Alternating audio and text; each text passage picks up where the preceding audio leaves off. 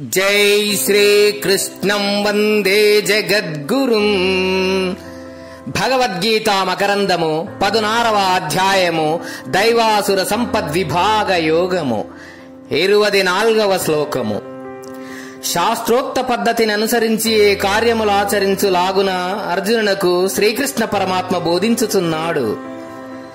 తచ్చాస్త్రం ప్రమాణంతే కార్యాకార్య వ్యవస్థితౌ జ్ఞాత్వా శాస్త్ర విధానోక్తం కర్మ కర్తుమిహార్హసి. కావున నీవు చేయదగినదియు చేయరానిదియు నిర్ణయించినప్పుడు శాస్త్రము ప్రమాణమై ఉన్నది. శాస్త్రమునందు చెప్పబడిన దానిని తెలుసుకొని దానిని అనుసరించి నీవీ ప్రపంచమున కర్మములను చేయదగును. ఏ కార్యము చేయవలను ఏ కార్యమును చేయరాదు అను విపత్కరము కలిగినప్పుడు శాస్త్రమే ఇట ప్రమాణమయ్యున్నది. దానిని అనుసరించి వర్తించవలనని భగవానుడిచట బోధించుతున్నాడు. తస్మాత్ అనగా పూర్వ శ్లోకమునందు చెప్పబడిన రీతిగా శాస్త్ర విరుద్ధముగా ఆచరించినచో సుఖముగాని మోక్షముగాని కలగదు కాబట్టి అని అర్థము. ఏ వాక్యం వలన భగవద్ దృష్టి యందు వేదశాస్త్రములు ఎంతటి ప్రమాణము కలిగి ఉన్నాయో విదితే మగుచున్నది. మరియు అవి గొప్ప ప్రమాణములని సాక్షాత్ భగవానుడే సెలవిచ్చుట వలన ఇక అట్టి శాస్త్రాదుల యందు జనులెంతటి విశ్వాసం ఉంచవలయునో యోచించుకొనవలసి ఉన్నది.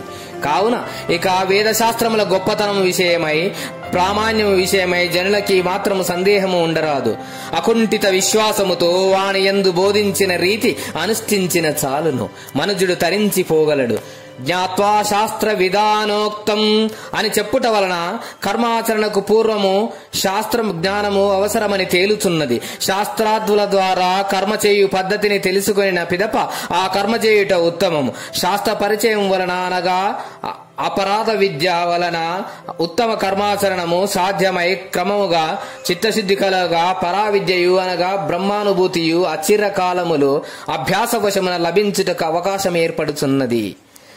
కర్మకర్తుమిహార్హసి అని బోధించుట వలన కర్మ చేయుటలో తప్పు లేదనియు అయితే ఆ కర్మ శాస్త్రానుకూలముగా ఉండవలెననియు గీత తెలుపుచున్నది. కనుకనే అర్జునుని అట్టి శాస్త్రోపదిష్ట కర్మమును ఆచరింపవలసినదిగా భగవానుడిచట ఉద్బోధించుచున్నాడు. ఏ కార్యము చేయవలను ఏ కార్యము చేయకూడదు అను విషయమందు ప్రమాణము ఎయ్యది. ఉత్తరము శాస్త్రము కావున శాస్త్రోపదిష్ట పద్ధతి మాత్రమే ఆచరించవలెను. కర్మం ఎప్పుడు చేయవలెను? శాస్త్ర విధానము ఎచ్చట కలదో తెలుసుకుని ఆ పిదప చేయవలెను.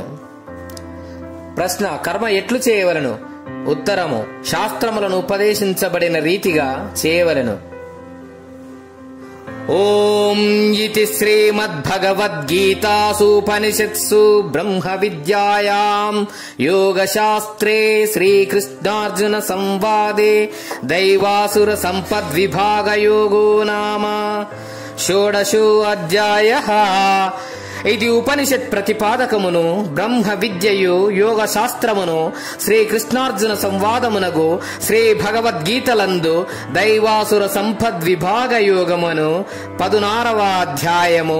ఓం తత్సత్. భగవద్గీత మకరందము. జై శ్రీకృష్ణం వందే జగద్గురుం.